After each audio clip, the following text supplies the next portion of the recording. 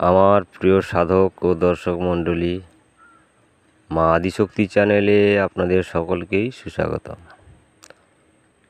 অনেক দিন পরে আমি আপনাদের কাছে একটা ভিডিও নিয়ে আসলাম। অনেক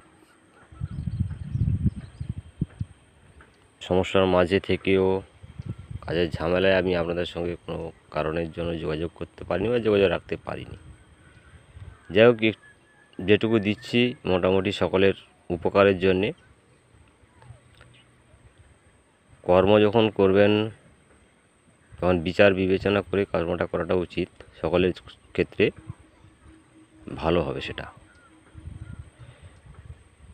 এটা হচ্ছে একটা বিষ নাশের জন্যে থালা পোড়া মন্ত্র। এখানে সব রকমের বিষ এই থালাতে উঠবে বা নষ্ট হবে বা যাই যেমন ভাবেন সেরকমই। আমি বেশি কিছু কথা বলবো না, সময় শর্ট, আমি কাজের মধ্যে একটু ব্যস্ত আছি।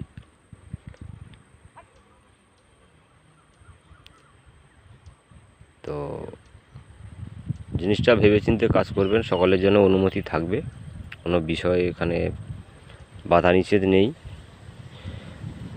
কর্ম করতে গেলে বিচার করতে হয়, বিচার করে নিয়ে তবে কর্ম করতে হয়, সেটাই হচ্ছে ব্যাপার। সকলের জন্যই আছে, অনুমতি সবার জন্য থাকলো।